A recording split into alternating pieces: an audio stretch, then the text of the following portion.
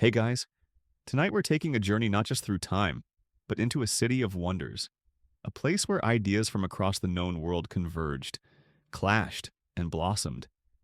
Picture the bustling, sun-baked streets of medieval Baghdad, the air alive with the scent of exotic spices, roasting meats, and the unmistakable, slightly musty aroma of countless books and freshly made paper.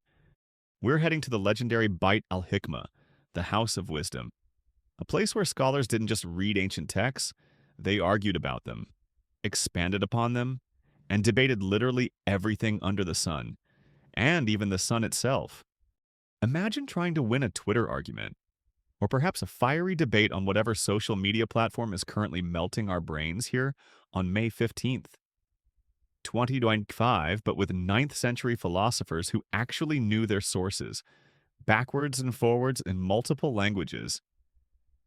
Yeah, you'd be intellectually ratioed into oblivion before you could even type out your first ad hominem.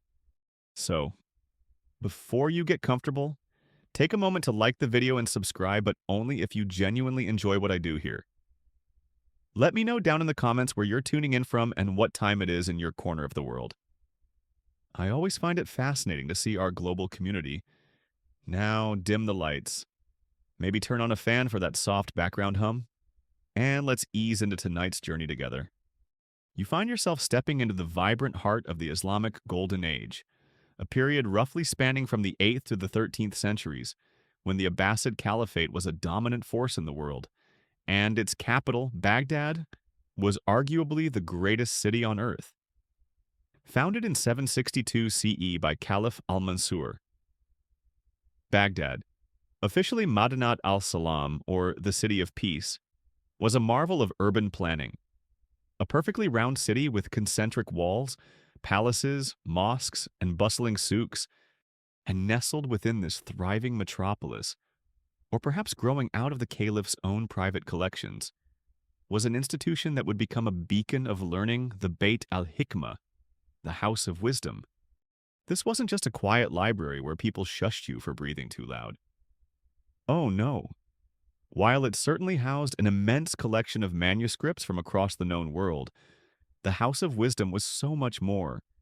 It was a dynamic academy, a major translation center, an observatory, and above all, a vibrant intellectual hub where scholars from diverse backgrounds came together to study, to translate, to research, and, crucially for our story tonight, to debate.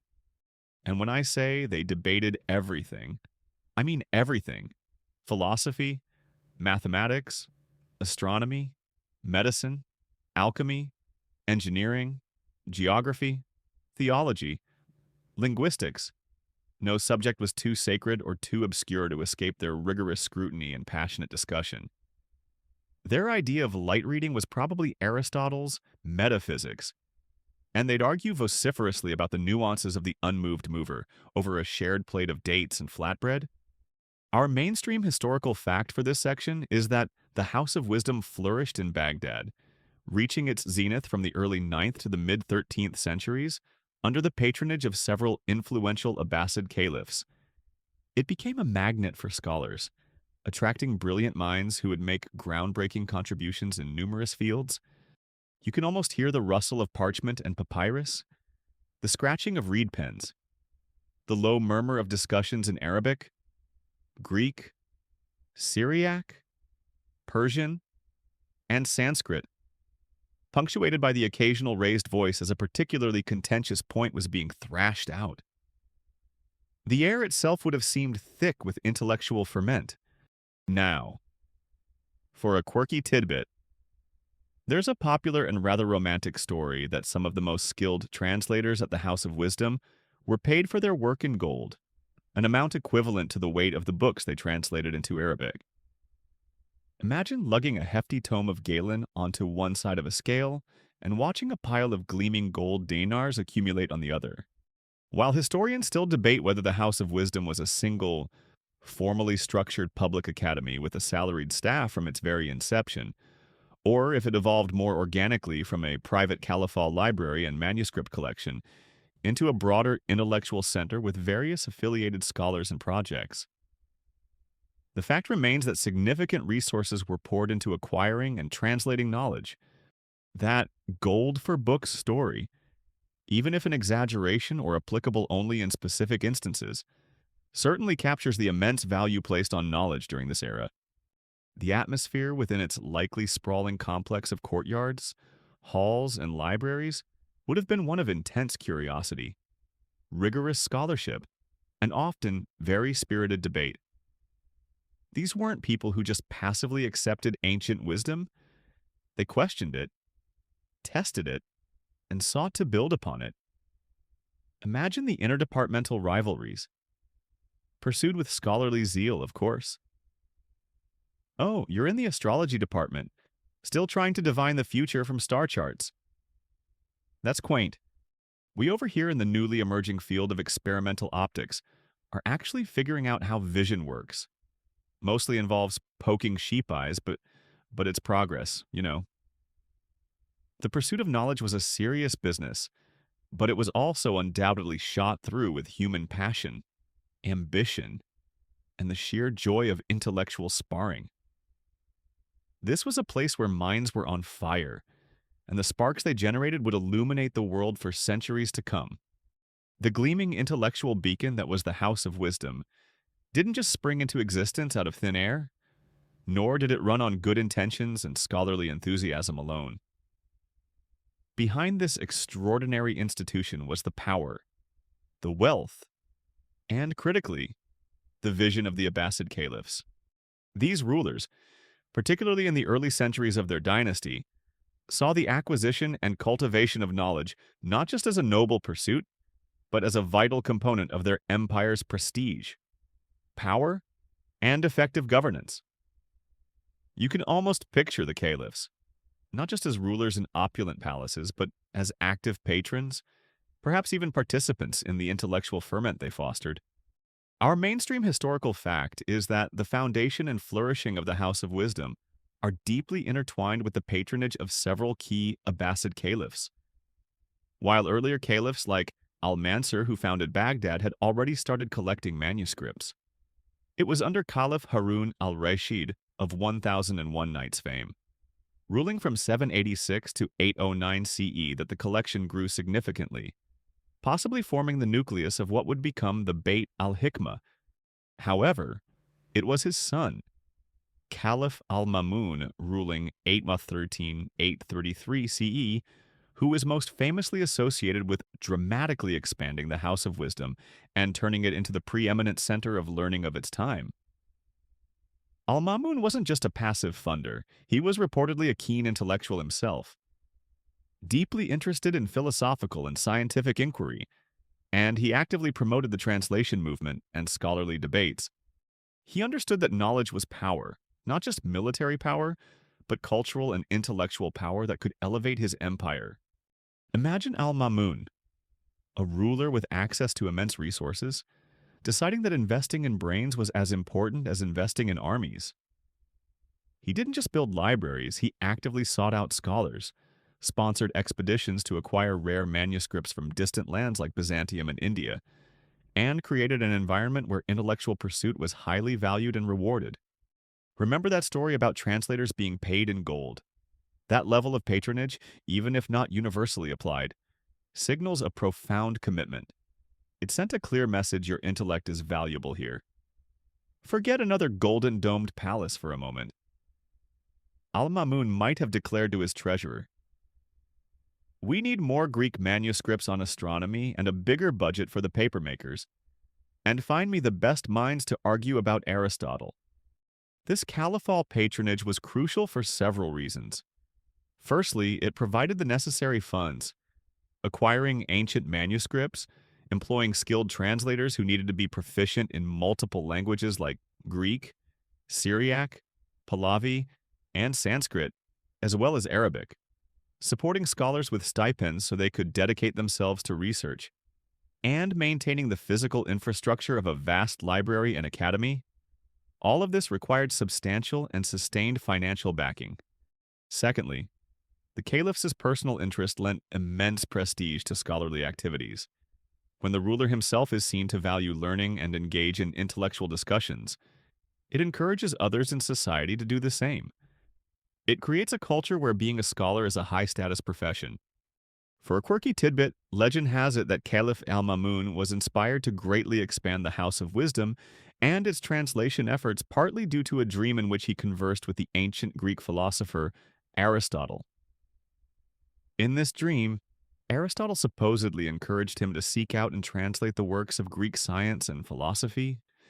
Whether this dream actually happened or is a later embellishment, it perfectly encapsulates the spirit of the age, a deep reverence for ancient wisdom, and a desire to make it accessible. It's like your CEO having a dream about Steve Jobs telling them to invest more in R&D, and then actually doing it on a massive scale. Aristotle appeared to me in a vision and said, "Dude, seriously, translate my stuff." So obviously we're going to need a bigger library. Historians still argue about the primary motivations behind the Abbasid caliphs' extensive patronage of the House of Wisdom and the translation movement. Was it purely a love of knowledge for its own sake? Or were there more pragmatic political and ideological reasons? Some argue that by appropriating and building upon the knowledge of earlier civilizations, particularly the Greeks, the Abbasids sought to position their Islamic empire as the rightful heir to ancient learning and a superior civilization. Others point to the practical benefits of knowledge in fields like medicine for the health of the caliph and his court, engineering for public works, astronomy for navigation and religious observances like determining prayer times in the direction of Mecca, and mathematics for administration and commerce. It was likely a complex mix of intellectual curiosity, imperial prestige, and practical utility. Whatever the precise blend of motivations, the result was an unprecedented flourishing of scholarly activity. The caliph's grand design was to create not just a repository of old books, but a dynamic center where that knowledge could be revived, interrogated, expanded, and used to fuel new discoveries.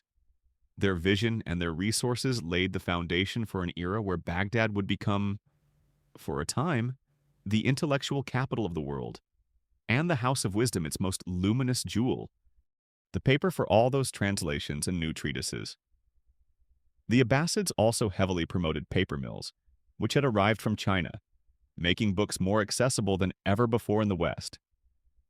That practical support, the vision, and the sheer intellectual hunger of the patrons were the lifeblood of this extraordinary place. With the generous and enthusiastic patronage of the Abbasid caliphs firmly in place, the House of Wisdom wasn't just a grand building filled with hopeful scholars, it became the engine room of a truly colossal undertaking, the Greco-Arabic translation movement. This wasn't just a casual effort to render a few interesting foreign texts into Arabic. It was a systematic, large-scale, and incredibly ambitious project to seek out, acquire, translate, and study the vast intellectual heritage of ancient civilizations, particularly Greek, but also Persian, Indian, and Syriac sources. You are now witnessing one of the most significant transfers of knowledge in human history, a truly epic endeavor to gather the wisdom of ages under one roof, or at least within one scholarly community. Our mainstream historical fact is that the translation movement, centered at the House of Wisdom and other institutions in Baghdad during the 9th and 10th centuries, was responsible for translating a vast corpus of ancient scholarly works into Arabic. This included seminal texts in philosophy Plato, Aristotle, Plotinus, mathematics Euclid, Archimedes, Apollonius, astronomy Ptolemy's Almagest, medicine Hippocrates, Galen, engineering Hero of Alexandria, and many other fields. Without this movement, many of these classical works might have been lost to the Western world, as the originals in Greek were becoming increasingly scarce in Europe during the early Middle Ages. Arabic thus became a crucial conduit for preserving and later reintroducing this knowledge to a reawakening Europe. Imagine the scene agents of the Caliph, or independent scholars sponsored by wealthy patrons, fanning out across the Byzantine Empire, Persia, India, and beyond, their mission to hunt down and acquire precious manuscripts. These weren't always easy acquisitions. Sometimes they involved delicate diplomatic negotiations, sometimes hefty payments. You can picture a scholar returning to Baghdad, his saddlebags laden not with gold or spices, but with something far more valuable to the denizens of the House of Wisdom, a rare Greek codex of Euclid's Elements, or a dusty Syriac version of a Galenic medical treatise. The arrival of such a text would cause a stir, an excitement akin to the discovery of a new planet today. Look what Hunayn ibn Ishaq just brought back from Constantinople. It's Aristotle's Organon, and they say this version has commentary previously unknown to us. Once acquired, the painstaking work of translation began. This wasn't a simple word-for-word process. The translators were often highly skilled scholars in their own right, fluent in multiple languages and deeply knowledgeable in the subject matter they were translating. Figures like Hunayn ibn Ishaq, a Nestorian Christian physician and scholar, became legendary for their meticulousness and the sheer volume of their output. Hunayn and his team of translators, which included his son Ishaq and nephew Hubaysh, were particularly renowned for their translations of Greek medical works. They wouldn't just translate one version, they would often seek out multiple Greek or Syriac manuscripts of the same text, compare them to produce the most accurate and complete version, and then render it into clear, precise Arabic. It was a scholarly endeavor of the highest order. This process often involved several stages. A text might first be translated from Greek into Syriac, a Semitic language closely related to Aramaic, which had a strong scholarly tradition in the Near East, particularly among Christians, and then from Syriac into Arabic. Or it might go directly from Greek to Arabic. The translators developed sophisticated methodologies, creating glossaries of technical terms and striving for both linguistic accuracy and clarity of meaning. They weren't just replacing words. They were transferring complex ideas across cultural and linguistic boundaries. Our quirky tidbit is that these translation efforts sometimes led to fascinating cross-cultural linguistic innovations. When translating complex philosophical or scientific concepts from Greek that had no direct equivalent in Arabic, the translators often had to be creative. They might coin new Arabic terms, derive them from existing roots, or adapt existing words to new meanings. This process significantly enriched the Arabic language itself, expanding its capacity to express abstract and technical ideas. It's like the early days of computing, where terms like mouse, window, and cloud were given entirely new technical meanings. The translators at the House of Wisdom were, in a sense, early terminologists and linguistic engineers. How do we translate Aristotle's concept of entelechy into Arabic without losing its nuance? This is going to require at least 3 pots of strong coffee and a very long afternoon debate. Historians still debate the exact scope and organizational structure of the translation movement associated with the House of Wisdom. Was there a central translation bureau with a formal hierarchy and assigned tasks? Or was it a more decentralized network of individual scholars and teams working on projects funded by various patrons, including the Caliph? The reality was likely a mix of both, with some large-scale Caliph-sponsored projects alongside more independent scholarly initiatives, all contributing to a shared intellectual environment. Also debated is the relative emphasis on different source languages at different times. Was Greek always paramount, or did Persian and Indian sources play a more significant role in certain fields or periods than is sometimes acknowledged? What is undeniable is the sheer intellectual hunger that drove this movement. It wasn't just about passively collecting old books.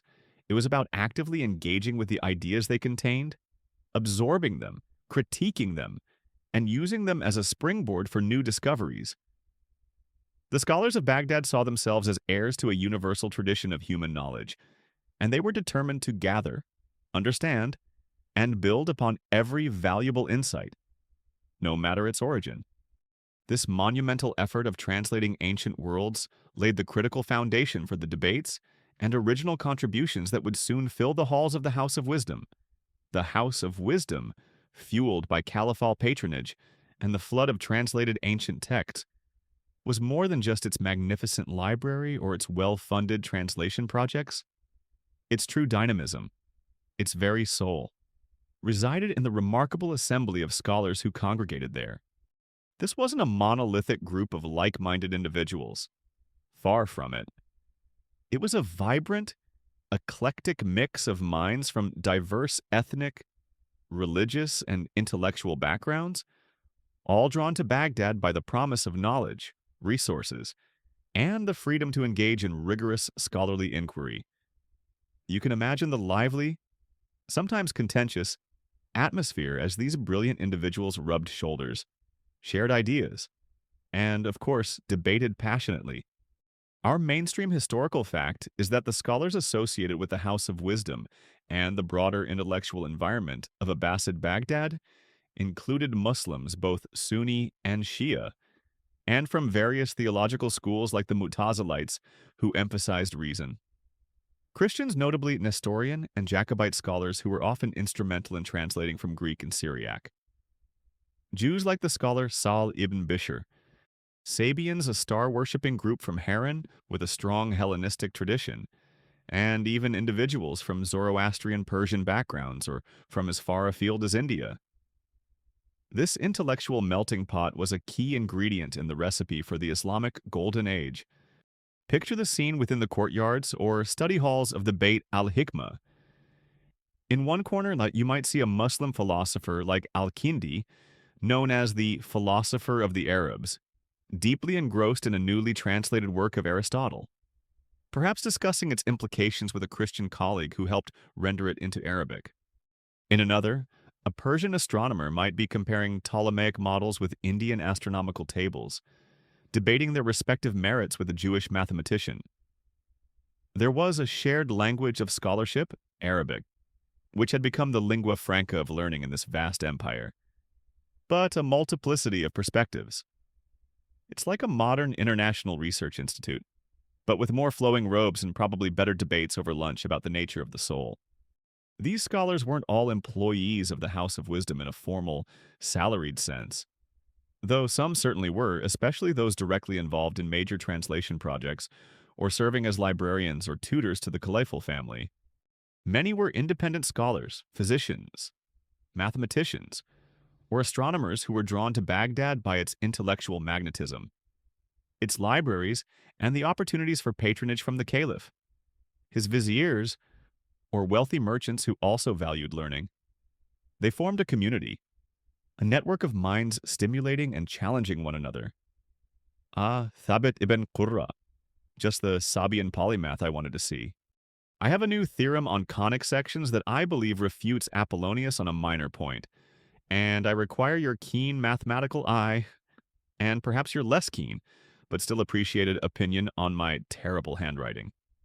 The diversity wasn't just religious or ethnic, it was also intellectual. There were philosophers who championed Greek rationalism, theologians who sought to reconcile faith and reason, mathematicians pushing the boundaries of algebra and geometry, physicians experimenting with new treatments based on ancient texts and their own observations, astronomers meticulously charting the heavens, and alchemists delving into the mysteries of matter. This variety of disciplines and approaches inevitably led to lively and sometimes very heated debates, which we'll explore more in subsequent sections. Our quirky tidbit concerns the story of a famous debate between a logician and a grammarian. Around 932 CE, Abu Bishr Mata ibn Yunus, a Christian logician and translator of Aristotle, supposedly engaged in a public debate with Abu Sa'id al-Sirafi, a Muslim grammarian and jurist, on the relative merits and applicability of Greek logic versus Arabic grammar for understanding truth and structuring argument. According to accounts which, like many such stories, might be somewhat stylized, the grammarian al-Sirafi, with his deep knowledge of Arabic language and Islamic jurisprudence, rather got the better of the logician Mata, much to the delight of the local audience. It's a wonderful example of the kind of high-level intellectual sparring that occurred, and the diverse fields that would contend for primacy. Imagine the trash talk. Your vaunted Greek syllogisms are all well and good, Mata, but can they correctly parse the ambiguities of pre-Islamic poetry? I think not. Historians still debate the precise level of interfaith harmony and intellectual freedom that consistently prevailed within the House of Wisdom in Abbasid society. While the early period under caliphs like Al-Mamun is often portrayed as a golden age of tolerance and open inquiry, there were also periods of increased religious orthodoxy or political pressure that could affect the atmosphere for certain scholars or lines of thought. The relationship between rationalist philosophers and more traditionalist theologians, for example, was often complex and sometimes contentious. It wasn't always a utopian paradise of perfect intellectual agreement, but the very fact that such a diverse array of thinkers could congregate and engage for so long is remarkable. This eclectic assembly of brilliant minds, with their different backgrounds, skills, and perspectives, was the true treasure of the House of Wisdom. They were the ones who breathed life into the ancient texts, who pushed the boundaries of knowledge, and whose debates and discoveries would echo down the centuries, shaping not just the Islamic world, but the intellectual trajectory of the entire globe. Their collective endeavor transformed Baghdad into a city where wisdom wasn't just stored, it was actively created, contested, and celebrated. Within the bustling intellectual ecosystem of Baghdad's House of Wisdom, where scholars from every conceivable background gathered and debated, the field of mathematics shone with a particular brilliance. The ancient mathematical traditions of the Greeks, Indians, and Persians, once translated into Arabic, found fertile new ground. Here, they were not just preserved but actively synthesized, extended, and applied, leading to breakthroughs that would fundamentally shape the future of the discipline. And at the heart of much of this mathematical ferment was one towering figure, Muhammad ibn Musa al-Khwarizmi. You're now in a quieter section of the Bayt al-Hikma, perhaps a study area where scholars are bent over scrolls and tablets, not with words of poetry or philosophy, but with numbers, geometric figures, and strange new symbols. The air hums with a different kind of debate, one about proofs, equations, and the very nature of quantity and space.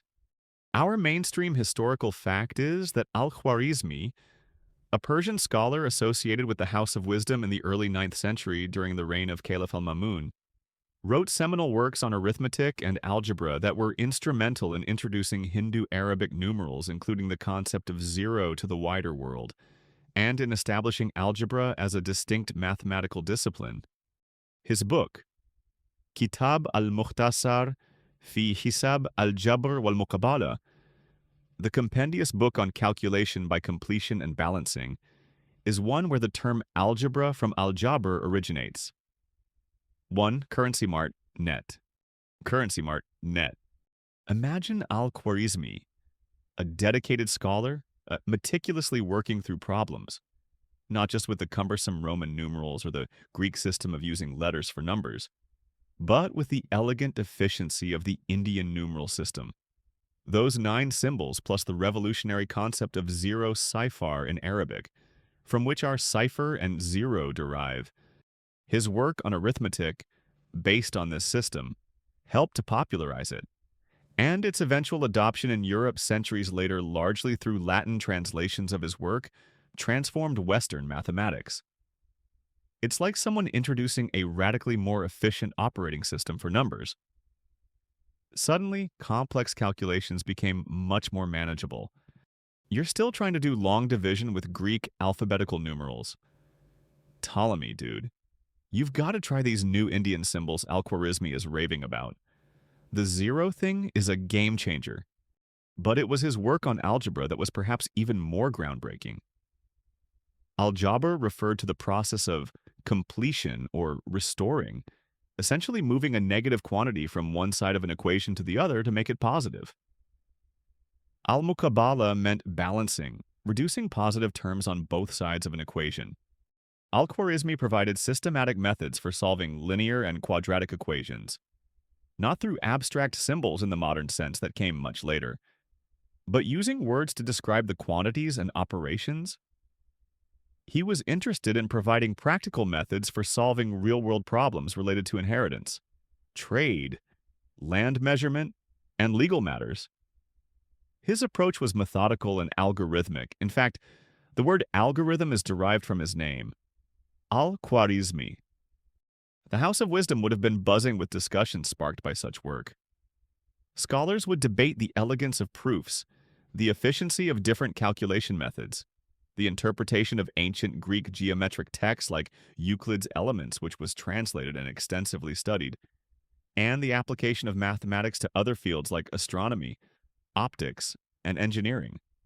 You might hear arguments about the nature of irrational numbers, the squaring of the circle, or the best way to calculate the area of a complex shape. It wasn't just about crunching numbers, it was about understanding the underlying principles and logical structures. Our quirky tidbit is that Al-Khwarizmi, in his algebra book, provided not just the methods but also geometric justifications for his solutions to quadratic equations, often by literally drawing squares and rectangles to represent the terms. This shows a fascinating blend of the algebraic tradition emerging from Indian and perhaps Babylonian roots, and the strong Greek emphasis on geometric proof. It's like he was saying, here's how to solve it with these new al-Jabr techniques. And just in case you old-school Euclid fans are skeptical, here's a picture to prove it works. Historians of mathematics still debate the precise extent of originality in Al-Khwarizmi's algebraic work versus his role as a brilliant synthesizer and expositor of existing knowledge, particularly from Indian and Hellenistic Greek sources. While he clearly drew upon earlier traditions, his systematic presentation, his focus on providing clear solution procedures for classes of equations, and his very act of codifying algebra as a distinct subject were profoundly influential. Was he the father of algebra in the sense of inventing it from whole cloth? Or, more accurately, the one who gave it its name and its first comprehensive textbook? The consensus leans towards the latter, but his contribution remains monumental. The mathematical debates in the House of Wisdom weren't confined to pure theory. They had practical implications.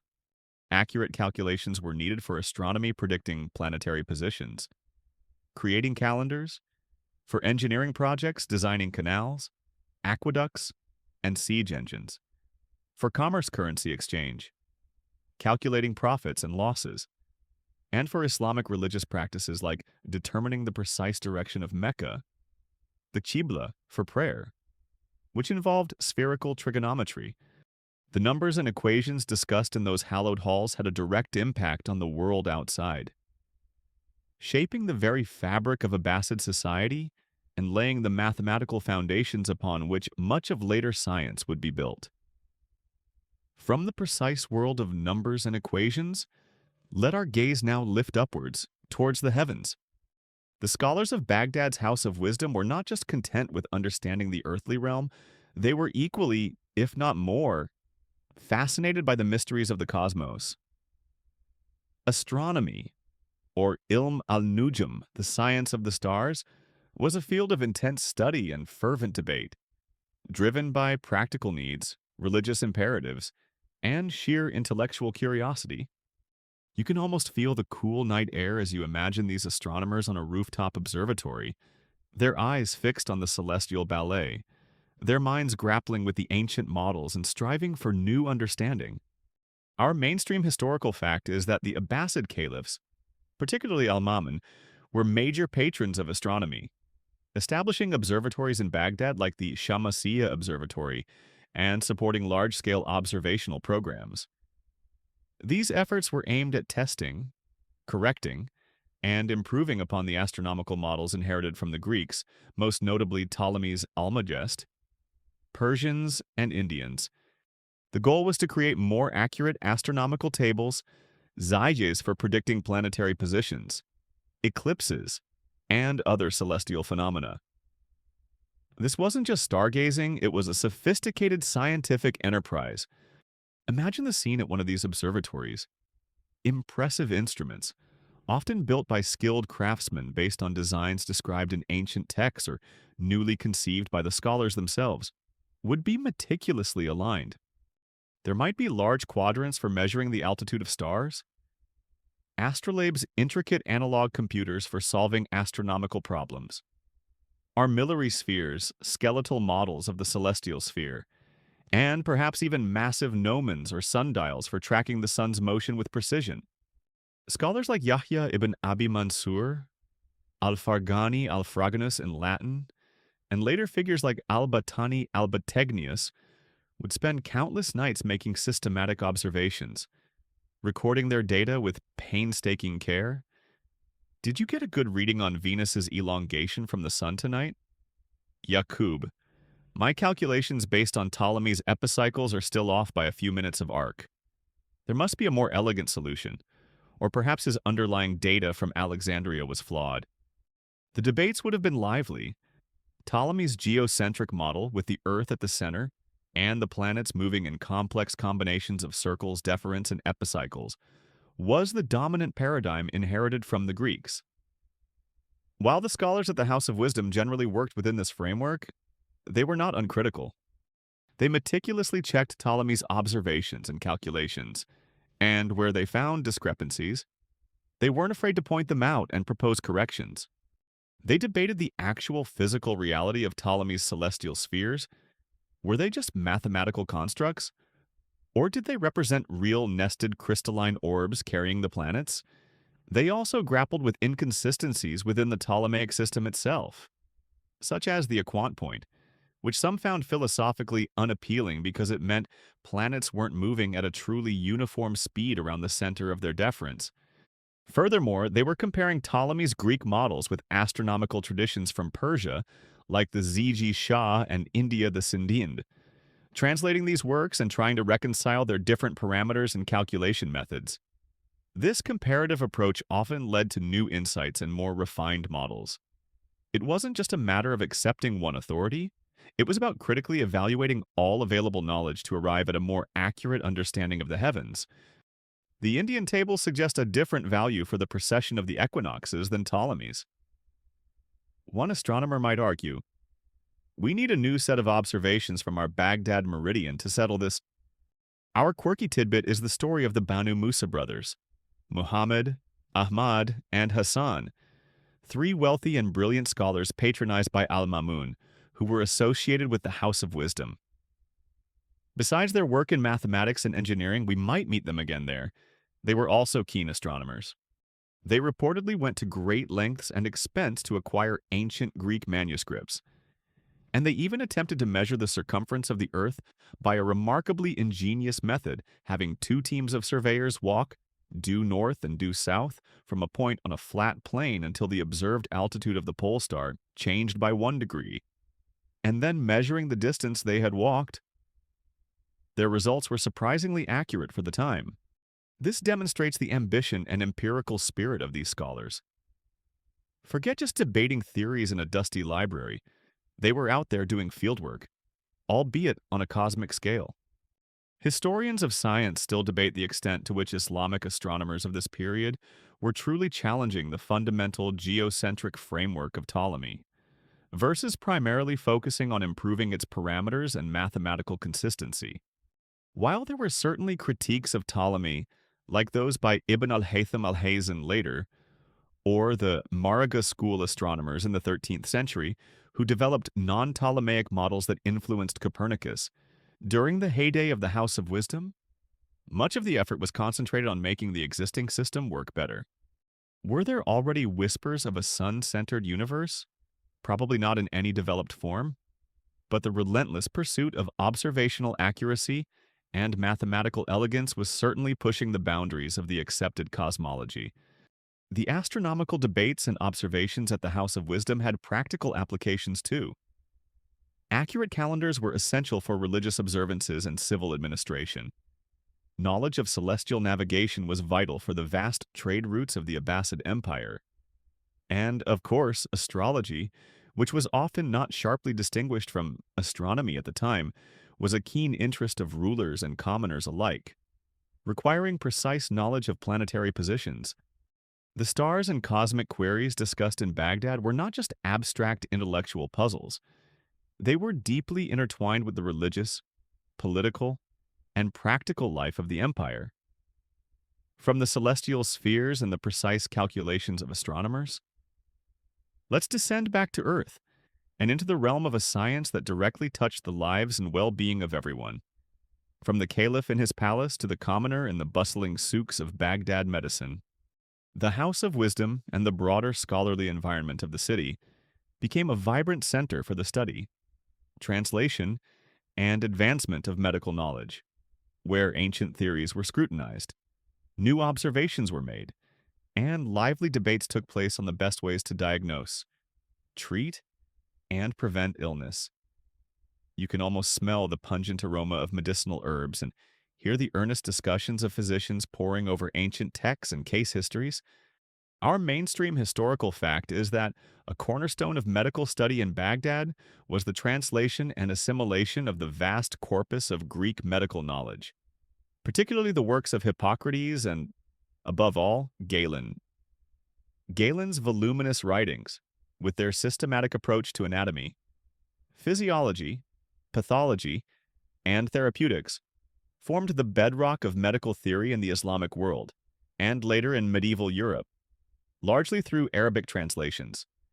Scholars like the aforementioned Hunayn ibn Ishaq and his team were instrumental in translating these complex texts with remarkable accuracy and clarity, making Galen's ideas accessible to a new generation of Arabic-speaking physicians and students. Imagine a bustling hospital, or Bimaristan, in Baghdad, some of which were remarkably sophisticated institutions for their time, with different wards for different diseases, running water, and even medical libraries. Within these hospitals, or in the study halls of the House of Wisdom, physicians would not only apply Galenic principles but also critically engage with them. They would debate the finer points of Galen's humoral theory, the idea that health depended on the balance of four bodily fluids: blood, phlegm, yellow bile, and black bile. They would discuss the best way to diagnose diseases based on pulse, urine analysis, and observation of symptoms. They would meticulously study and classify medicinal plants, drawing on Greek herbals like Dioscorides de Materia Medica, but also incorporating knowledge of local remedies from Persian, Indian, and Arab traditions. Galen says this particular imbalance of humors should be treated with cold and moist remedies. One physician might argue, but my own observations in the fever ward suggest that a combination with a drying agent yields better results, especially if the patient is of a melancholic temperament. What say you, Johanna? The translation process itself often involved intense scholarly debate. Which Greek manuscript was the most accurate? How should a particular technical term be rendered in Arabic to preserve its precise meaning? These weren't just linguistic quibbles, they were crucial for ensuring the integrity of the medical knowledge being transmitted. The translators were often skilled physicians themselves, able to bring their clinical experience to bear on the texts. One of the most famous figures to emerge from this environment, though slightly later than the initial peak of the House of Wisdom but deeply indebted to its legacy, was Abu Bakr Muhammad ibn Zakaria al-Razi, known in Latin as Rhazes, who lived in the late 9th and early 10th centuries. Rhazes was a brilliant clinician, a prolific writer, and a critical thinker who, while respecting Galen, was not afraid to challenge his authority based on his own observations. Our quirky tidbit is that Rhazes is credited with being the first to clearly distinguish between smallpox and measles, providing detailed clinical descriptions of both diseases in his work, Kitab al-Jadari wa al-Hasba, the book on smallpox and measles. He also wrote a famous critique of Galen, titled Doubts about Galen Shukuk ala Jalinus, where he pointed out inconsistencies or errors in Galen's theories based on his own empirical findings. This critical spirit was a hallmark of the best medical scholarship of the era. Imagine the stir that would cause Rhazes is questioning Galen. The nerve, but his clinical notes on the children's rash are undeniably more precise than anything Galen wrote on the subject. Perhaps we should investigate further. Medical historians still debate the extent to which physicians in the Islamic Golden Age were able to advance significantly beyond Galenic theory in terms of fundamental physiological understanding, versus making their major contributions in clinical observation, pharmacology, and the organization of medical care. While they made huge strides in areas like ophthalmology, surgery developing new instruments and techniques, and pharmacology compiling vast encyclopedias of drugs, their underlying understanding of how the body worked was still largely based on Galen's humoralism. However, Their emphasis on careful observation, detailed case histories, and a willingness to question, if not entirely overturn, ancient authorities paved the way for future progress. Figures like Ibn al-Nafis in the 13th century would later make significant discoveries, such as the pulmonary circulation of blood, by directly challenging Galenic anatomy. The medical debates in Baghdad weren't just academic exercises. They had life and death consequences. The development of more accurate diagnostic criteria, the compilation of more comprehensive pharmacopoeias, the establishment of well-run hospitals, and the emphasis on ethical conduct for physicians drawing on the Hippocratic Oath all contributed to a higher standard of medical care than was available in many other parts of the world at the time. The healing arts were vigorously contested and refined in Baghdad, driven by a desire to alleviate suffering and a deep respect for both ancient wisdom and empirical observation. Having explored the mathematical, astronomical, and medical debates that filled the halls and courtyards of the House of Wisdom, we now turn to a field that often underpinned and intertwined with all of these philosophy. The scholars of Baghdad were not just number crunchers or star charters, they were deep thinkers, grappling with the fundamental questions of existence, knowledge, ethics, and the nature of reality. And their primary dialogue partner in this endeavor was the rich philosophical heritage of ancient Greece, particularly the works of Plato and, above all, Aristotle. The encounter between Greek rationalism and the burgeoning theological and intellectual traditions of Islam sparked some of the most profound and intense debates of the era. You are now in a quieter, more contemplative corner of the Bayt al-Hikma, perhaps a library alcove or a shaded courtyard where scholars are engaged in earnest, low-voiced discussion. Scrolls of Plato's dialogues or Aristotle's treatises open before them. Our mainstream historical fact is that the translation of Greek philosophical texts into Arabic, especially the works of Aristotle covering logic, metaphysics, ethics, politics, physics, and more, Plato, and Neoplatonic commentators like Plotinus and Proclus, was a monumental achievement of the House of Wisdom and had a transformative impact on Islamic intellectual life. Figures like Al-Kindi, Abu Yusuf, Yaqub ibn Ishaq al-Kindi, often called the philosopher of the Arabs, were pioneers in integrating Greek philosophical concepts into an Islamic framework. Imagine these 9th century scholars encountering Aristotle's systematic approach to logic and his metaphysical inquiries into being and causality for the first time in accessible Arabic translations. It must have been electrifying. They debated the nature of the soul, the concept of eternity versus creation, the relationship between reason and revelation, the problem of universals, and the attributes of God. Al-Kindi, for example, sought to demonstrate the harmony between Greek philosophy and Islamic monotheism, arguing that reason and prophetic revelation were complementary paths to truth. He tackled complex issues like the creation of the world ex nihilo from nothing, a key Islamic doctrine that differed from Aristotle's idea of an eternal universe.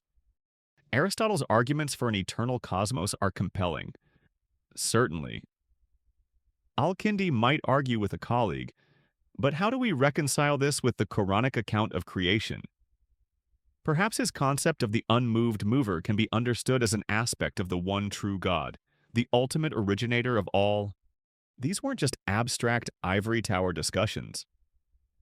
The Mutazilites, a school of Islamic theology that flourished particularly under Caliph al-Ma'mun, who was a strong proponent of their views, championed the use of reason, AQL, and Greek dialectic in understanding religious doctrines.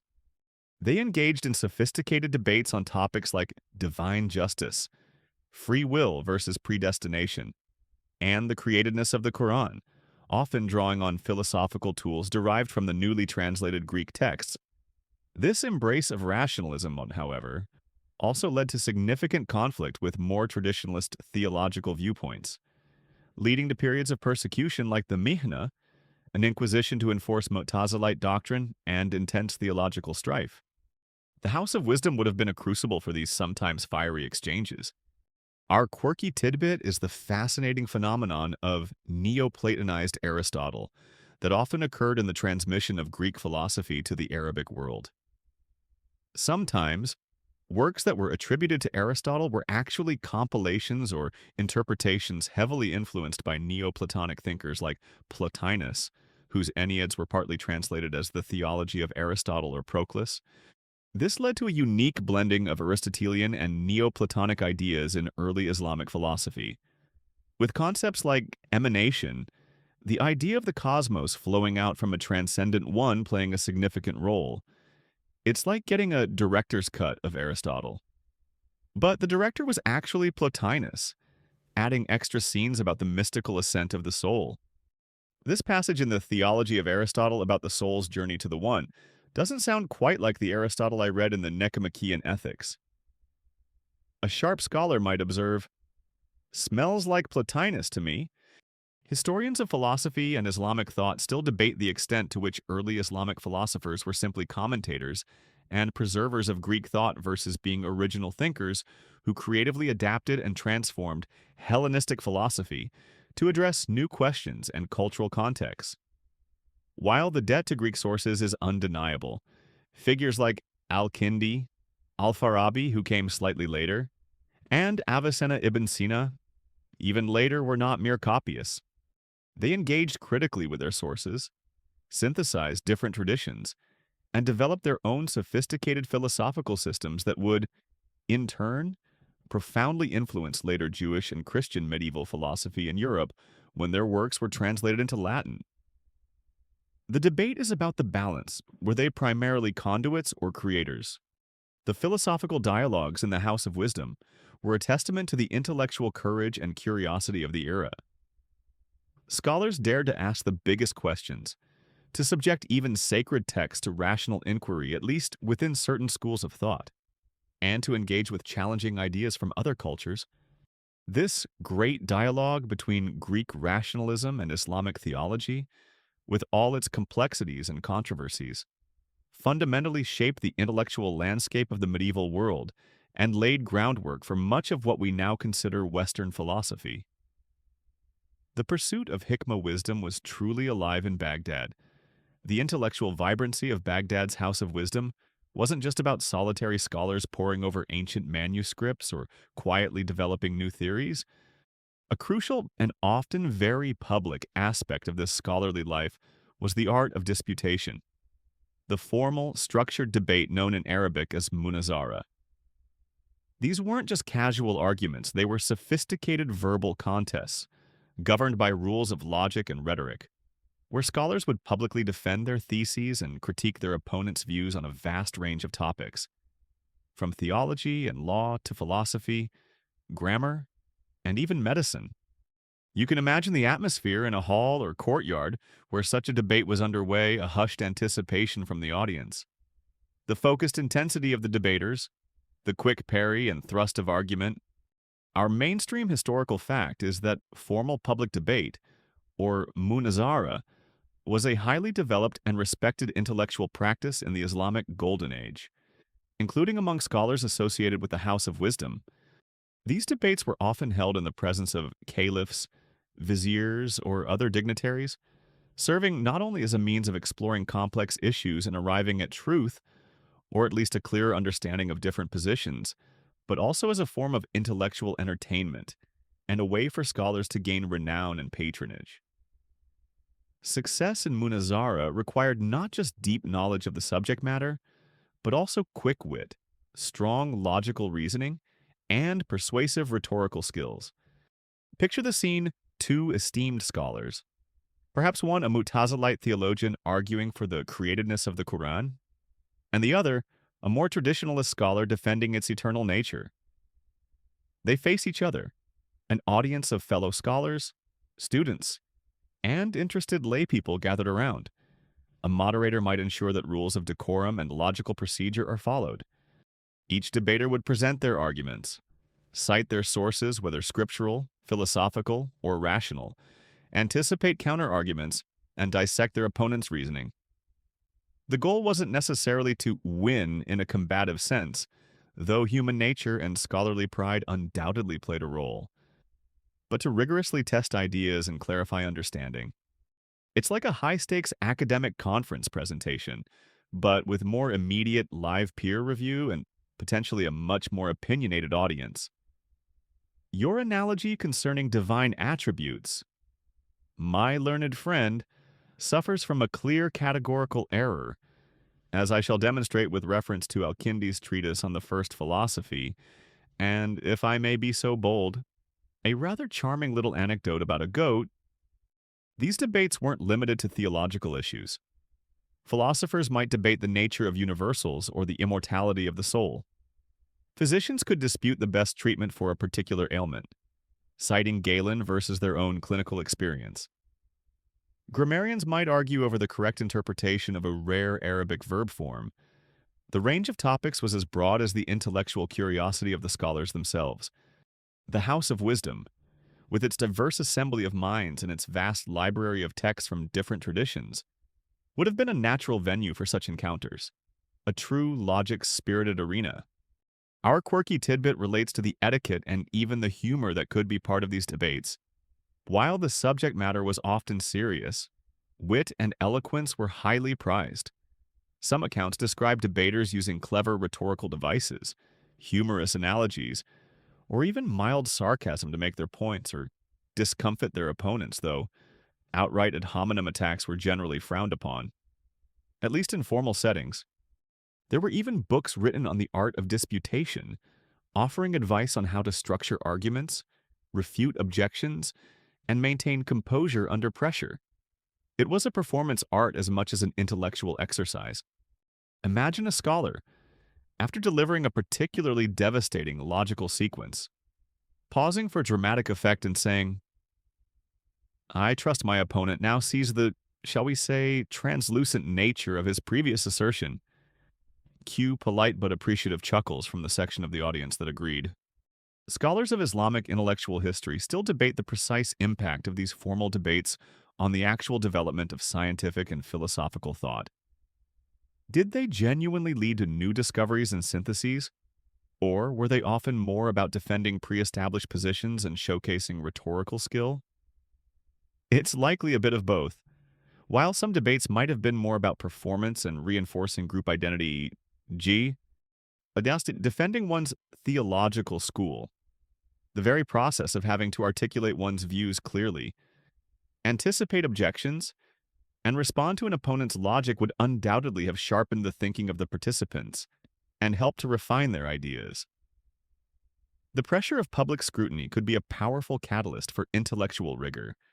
The tradition of Munazara highlights the deep value placed on reasoned argument and intellectual engagement in the culture of the House of Wisdom. It wasn't enough to simply read and absorb ancient knowledge. One had to be able to discuss it, defend it, critique it, and engage with alternative viewpoints in a structured and logical manner. These debates were the lifeblood of the scholarly community, the crucibles in which ideas were tested and refined, and a testament to an era where the power of a well-reasoned argument was held in the highest esteem. The clash of intellects in these spirited arenas helped to forge the very ideas that would define the Islamic Golden Age. The intellectual ferment within Baghdad's House of Wisdom wasn't purely confined to abstract philosophy, complex mathematics, or theoretical science.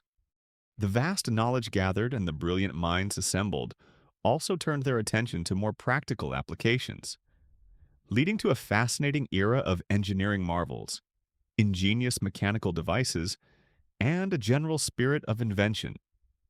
While perhaps not as famous as their contributions to algebra or astronomy, the engineers and inventors associated with this period demonstrated a remarkable ability to translate theoretical knowledge into tangible, often astonishing, creations. You can almost hear the whirring of gears and the splash of water in some hidden workshop, where these mechanical wonders were being conceived and constructed.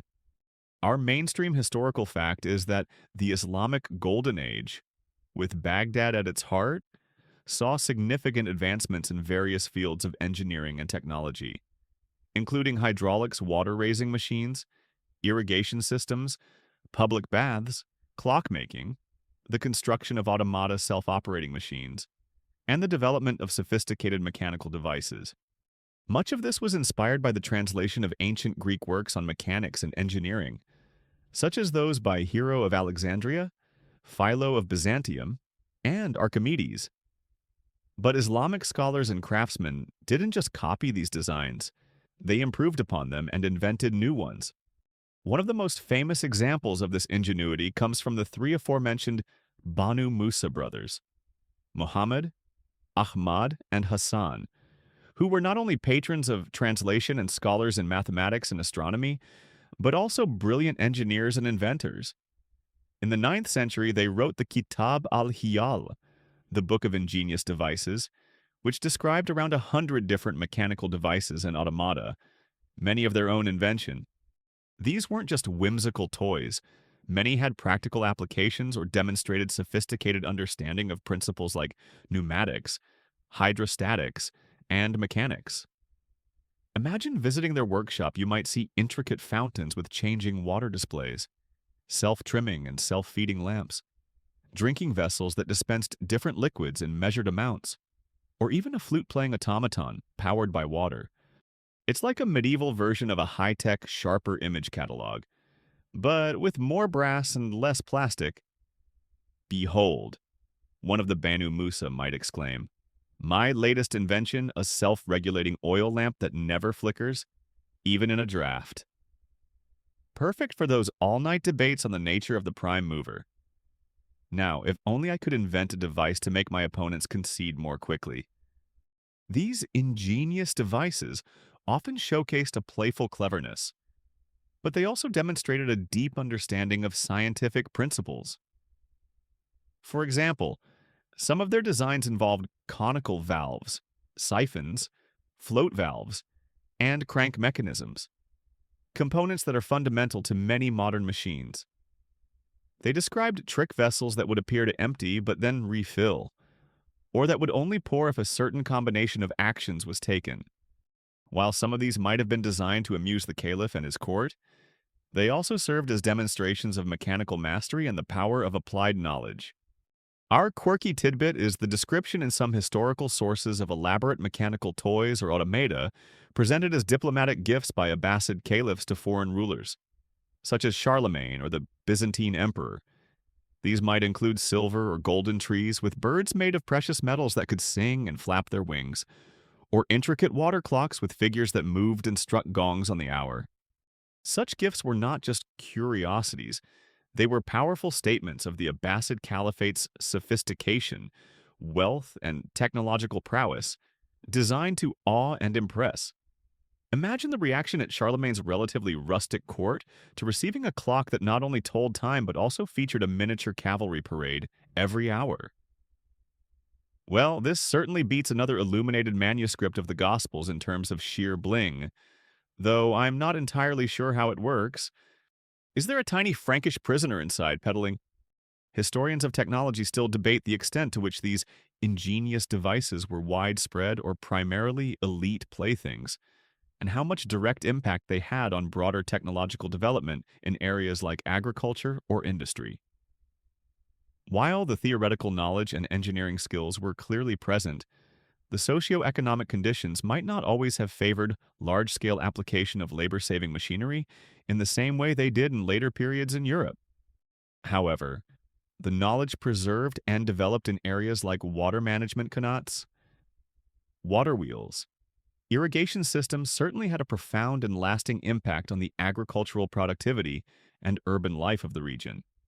The engineering debates and inventions that emanated from the sphere of the House of Wisdom demonstrate that the pursuit of knowledge was not seen as separate from its practical application. The same scholars who might be translating Aristotle or calculating astronomical tables could also be found designing a new type of water clock or a more efficient pump. This fusion of theory and practice, of ilm knowledge and amal action, was a key characteristic of the Islamic Golden Age, turning Baghdad not just into a city of wisdom, but also a city of wonders, where the boundaries of the possible were constantly being pushed by ingenious minds. From the intricate workings of mechanical devices, let's now broaden our perspective to encompass the entire known world, or at least how the scholars of Baghdad's House of Wisdom perceived and mapped it. Geography and cartography were not just about knowing where places were, they were vital for trade, administration, pilgrimage, and understanding the sheer diversity of the caliphate's vast territories and the lands beyond. Within the Bayt al-Hikma, geographers and astronomers would debate the size and shape of the Earth, critique ancient maps, and strive to create new, more accurate representations of the world. Blending inherited knowledge with fresh observations and mathematical calculations, you are now surrounded by maps. Some perhaps copies of Ptolemy's famous Geographia, others newer creations filled with Arabic script, detailing caravan routes, distant kingdoms, and strange, far-off peoples. Our mainstream historical fact is that Islamic scholars during the Abbasid period made significant contributions to geography and cartography. They translated and critically assessed Greek geographical works, particularly Ptolemy's, but they also incorporated information from Persian and Indian traditions, as well as fresh data gathered from travelers, merchants, and official surveys commissioned by the caliphs. This led to the production of more detailed and accurate maps and geographical treatises than had been available before in many regions. One of the key figures in this endeavor, associated with the House of Wisdom, was Muhammad ibn Musa al-Khwarizmi, whom we've already met as the pioneer of algebra. Besides his mathematical works, Al-Khwarizmi also wrote a hugely influential geographical treatise called Kitab Surat al-Ard, Book of the Image of the Earth. This work, based in part on Ptolemy but with significant revisions and additions, especially for Islamic lands, Africa and Asia, provided a systematic list of coordinates, latitude and longitude for thousands of cities and geographical features. It was essentially a gazetteer that could be used to construct a world map. Imagine the debates that must have surrounded such a project. Al-Khwarizmi, your coordinates for Alexandria seem to differ significantly from those given by Ptolemy. On what basis do you make this correction? Have new measurements been taken? Or are you relying on the accounts of that sea captain who just returned from Egypt and claimed Ptolemy's maps made him nearly run aground? The scholars in Baghdad weren't just copying old maps, they were actively trying to improve them. They debated the exact circumference of the Earth. Remember the Banu Musa brothers and their attempt to measure it by observing the change in the pole star's altitude?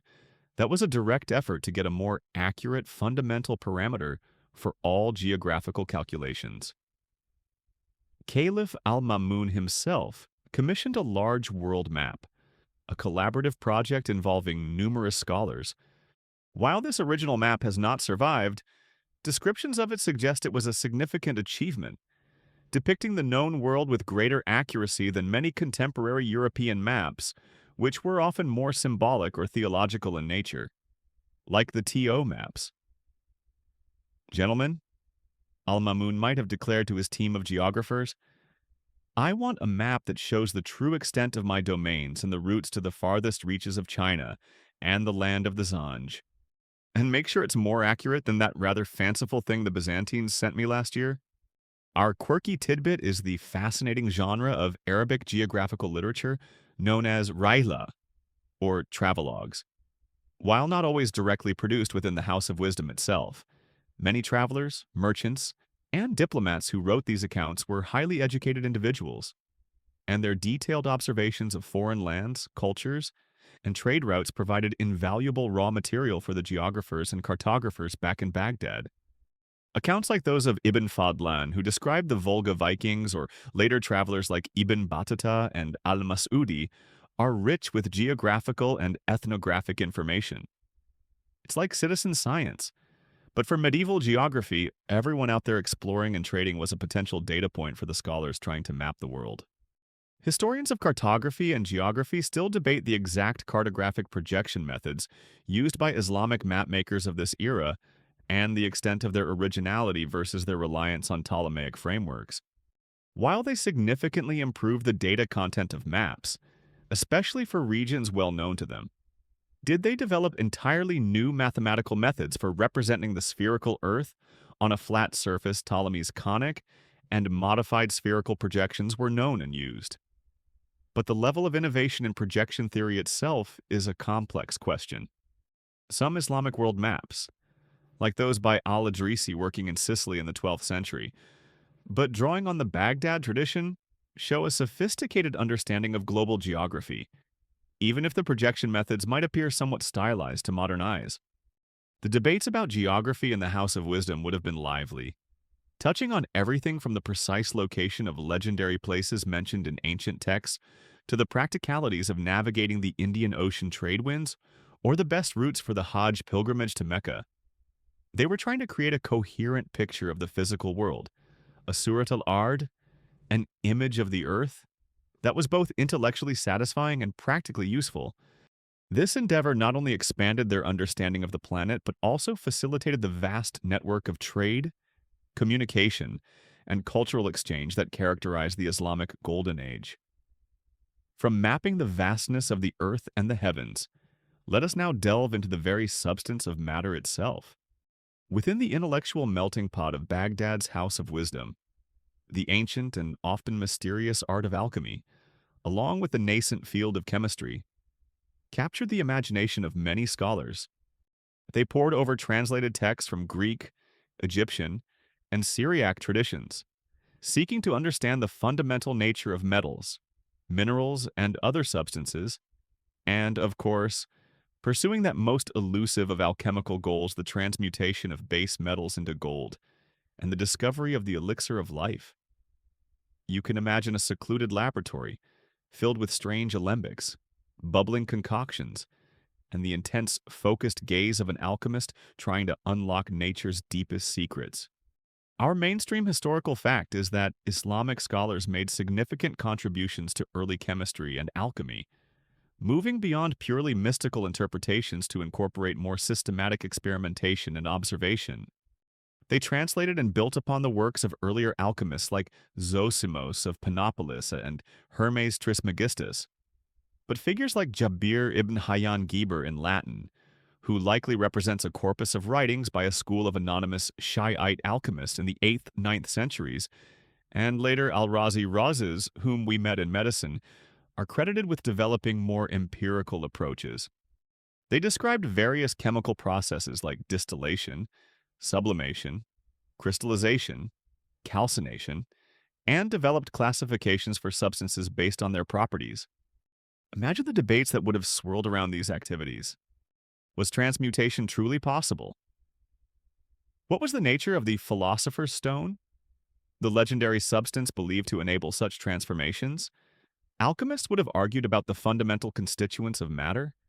Were all metals composed of different proportions of sulfur and mercury, not necessarily the common elements, but idealized principles of combustibility and fusibility, liquidity? How could these proportions be altered? You might hear a heated discussion. My dear colleague, your attempts to transmute lead using only arsenic sulfide have failed for the 7th time. I maintain that a precise balance of purified philosophical mercury and a potent red sulfur, fermented under the correct astrological conjunction, is the only path to the great work. Your insistence on such crude materials is, well, frankly, base. The House of Wisdom, with its access to texts from diverse cultures, would have been a place where different alchemical theories and practices could be compared and contrasted. Scholars would have scrutinized ancient recipes, debated the allegorical language often used in alchemical texts which deliberately obscured processes to protect them from the uninitiated, and perhaps even shared results or spectacular failures from their own experiments. This wasn't just about getting rich quick by making gold. For many, alchemy was a deeply spiritual and philosophical pursuit, an attempt to understand the underlying unity of creation and to perfect matter, and by extension, the self. Our quirky tidbit is that some Islamic alchemists were also skilled practical chemists who developed and described useful substances and processes that had nothing to do with gold making. For instance, Jabir ibn Hayyan's corpus describes methods for preparing steel, dyeing cloth, waterproofing fabrics, making glass, and even for distilling vinegar to produce concentrated acetic acid. He is also credited with the first synthesis of nitric acid by distilling saltpeter with vitriol, So, amidst the more esoteric quest for transmutation, real practical chemical knowledge was being accumulated. It's like trying to invent a teleportation device and accidentally inventing superglue and a really good stain remover along the way. Well, the lead is still lead. But look, this new acidic concoction I made just dissolved that stubborn rust patch on my favorite dagger. Progress? Historians of science and chemistry still debate the precise relationship between the mystical/spiritual aspects of alchemy and the emerging empirical, experimental practices in the Islamic Golden Age. To what extent were figures like Jabir or Al-Razi true chemists in a modern sense? Versus being alchemists who happened to make some useful chemical discoveries, the line was often blurry. Many alchemists believed that spiritual purity and piety were prerequisites for success in the laboratory. Yet Al-Razi, for example, was known for his systematic classification of chemical substances and apparatus, and for his emphasis on careful experimentation, which sounds remarkably scientific. It was an era of transition, where what we now call chemistry was slowly and sometimes painstakingly separating itself from its more ancient, esoteric alchemical roots.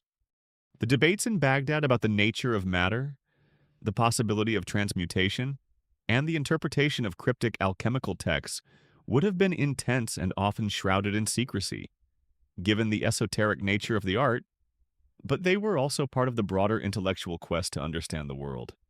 Whether they were trying to turn lead into gold, find an elixir for eternal youth, or simply understand why certain minerals reacted in specific ways when heated.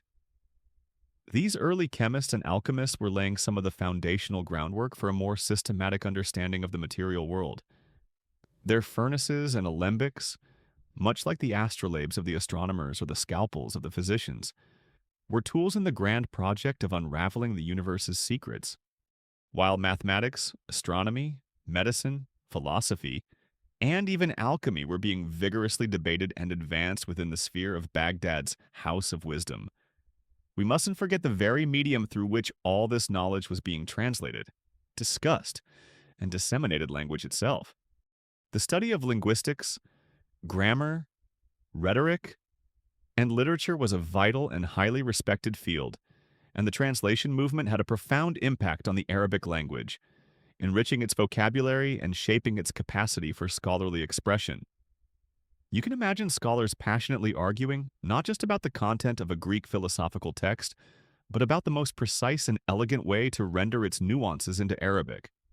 Our mainstream historical fact is that the Islamic Golden Age saw a flourishing of Arabic philology, grammar, and literary criticism. Scholars like Sibawayh, who actually predates the peak of the House of Wisdom, but whose foundational work on Arabic grammar was immensely influential, laid the groundwork for a systematic understanding of the Arabic language. This deep linguistic self-awareness was crucial for the translators, who needed to be masters not only of the source languages Greek, Syriac, Pahlavi, Sanskrit, but also of their own target language, Arabic, to ensure clarity, accuracy, and eloquence in their translations. Imagine a team of translators working on a particularly complex passage from Plato or Aristotle. They wouldn't just be looking up words in a dictionary if such comprehensive bilingual dictionaries even existed in the early stages. They would be engaged in deep discussions about the precise semantic range of a Greek term, the closest conceptual equivalent in Arabic, and the grammatical structures needed to convey the original author's intent without distortion. This often involved intense debate. My dear colleague, while your proposed rendering of logos here as word is not entirely incorrect, does it truly capture the philosophical weight of reason or divine principle that Plato seems to imply in this context? Perhaps a more nuanced paraphrastic construction is required, even if it sacrifices some conciseness for the sake of conceptual fidelity. It was a high-wire act of linguistic and intellectual transference. The translation movement itself spurred linguistic innovation. As we touched upon earlier, when faced with technical terms or abstract concepts from Greek science and philosophy that had no direct Arabic counterparts, Translators often had to coin new words, neologisms, or adapt existing Arabic words to new specialized meanings. This process dramatically expanded the lexical and conceptual resources of the Arabic language, making it a more powerful tool for scientific and philosophical discourse. The very language of scholarship was being forged and refined in these debates. Beyond the mechanics of translation, there was also a vibrant literary scene in Baghdad. Poetry, both pre-Islamic and contemporary, was highly valued. Caliphs and wealthy patrons often sponsored poets, and poetry competitions were a popular form of entertainment. Our quirky tidbit is the existence of literary salons or Majlis al-Adab gatherings for polite learning and belles lettres where poets, scholars, and wits would gather to recite their latest compositions, discuss literature, engage in eloquent conversation, and sometimes partake in witty verbal jousting. Not unlike the more formal munazara, but perhaps with a greater emphasis on aesthetic appreciation and clever wordplay. Imagine an evening where a renowned poet unveils a new Qasida ode, its intricate rhymes and rich imagery captivating the audience, followed by a lively discussion of its merits and perhaps a friendly challenge from another poet to try and match its brilliance.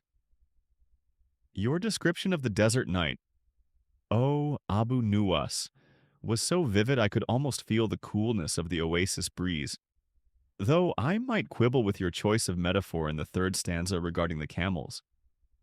Scholars of Arabic literature and linguistics still debate the precise impact of the translation movement on the development of original Arabic literary forms and styles. Did the influx of Greek rhetorical and philosophical ideas stimulate new literary genres or critical approaches in Arabic? Or did Arabic literary traditions, particularly poetry, continue largely on their own established trajectories, with translation being seen as a more scholarly and less creative endeavor? There's evidence for both continuity and change, with some arguing that the logical structures and analytical methods absorbed from Greek thought did subtly influence Arabic prose writing and scholarly argumentation, even if poetry remained deeply rooted in its own rich heritage. The debates about language in and around the House of Wisdom would have been multifaceted. Grammarians would argue about the intricate rules of Arabic syntax and morphology, striving to preserve the purity of the classical language of the Quran while also adapting it to new scholarly needs. Rhetoricians would discuss the principles of effective and persuasive communication, and translators would constantly grapple with the challenge of faithfulness versus elegance, of conveying meaning accurately while also producing a text that was clear and readable in Arabic.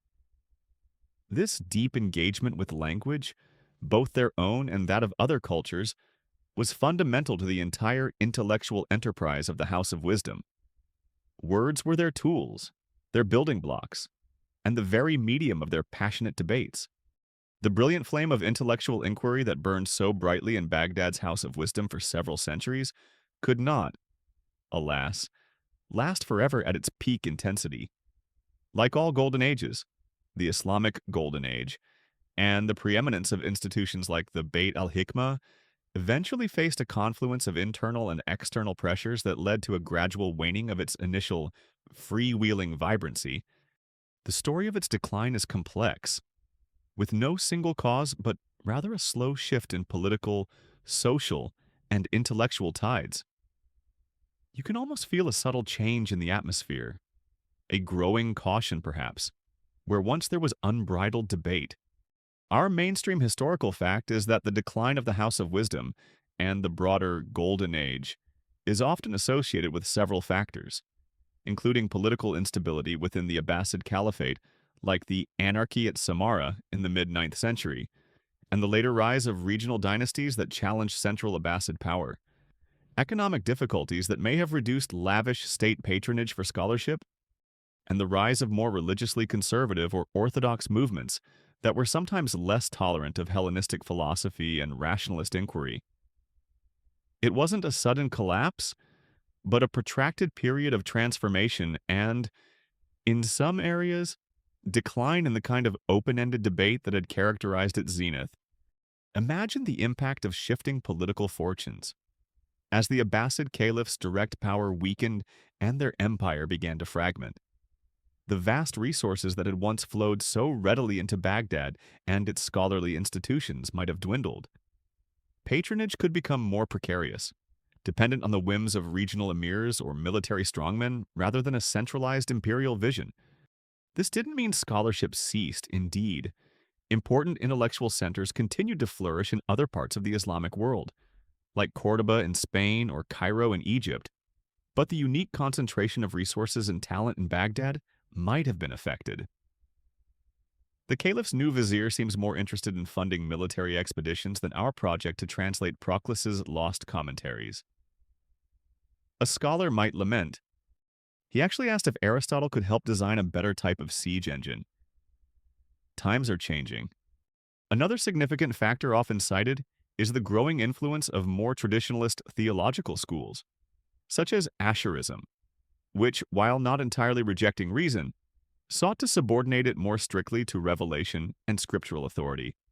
Figures like Al-Ghazali Abu Hamid, Muhammad ibn Muhammad al-Ghazali, a hugely influential theologian, philosopher, and mystic of the late 11th and early 12th centuries, wrote powerful critiques of Hellenistic philosophy, particularly targeting what he saw as its un-Islamic conclusions on topics like the eternity of the world. God's knowledge of particulars, and the nature of bodily resurrection.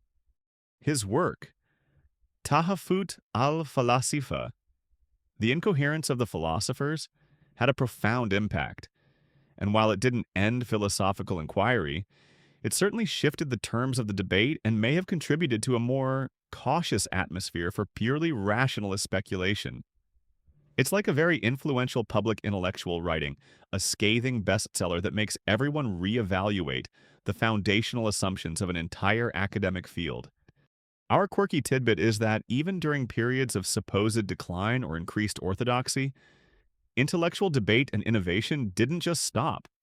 They often changed focus or found new avenues. For example, while speculative philosophy might have faced more challenges, fields like medicine, mathematics especially in its practical applications, and certain branches of Islamic law and theology continue to see significant developments. Also, the mystical tradition of Sufism, with its emphasis on direct spiritual experience, gained increasing prominence, offering a different path to knowledge and truth that sometimes existed in tension with, and sometimes complemented, more rationalist approaches.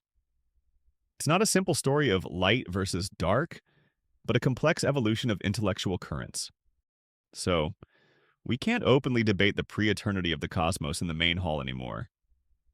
Fine, we'll just form a smaller, more discreet metaphysical musings and tea society in my study.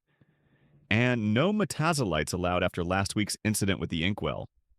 Historians still vigorously debate the primary causes, timing, and even the very nature of the decline of the Islamic Golden Age and institutions like the House of Wisdom. Some scholars argue that the notion of a definitive closure or decline is an oversimplification, and that intellectual vibrancy continued in various forms and locations for centuries, albeit with different emphases. Others point to specific historical events, like the sack of Baghdad by the Mongols in 1258, which certainly destroyed many libraries, including possibly remnants or successors of the House of Wisdom, though its peak had passed by then, as catastrophic turning points. The debate also involves sensitive questions about the relationship between religious orthodoxy and scientific inquiry in Islamic history. Was it a case of religion stifling science, or were the dynamics far more complex and nuanced?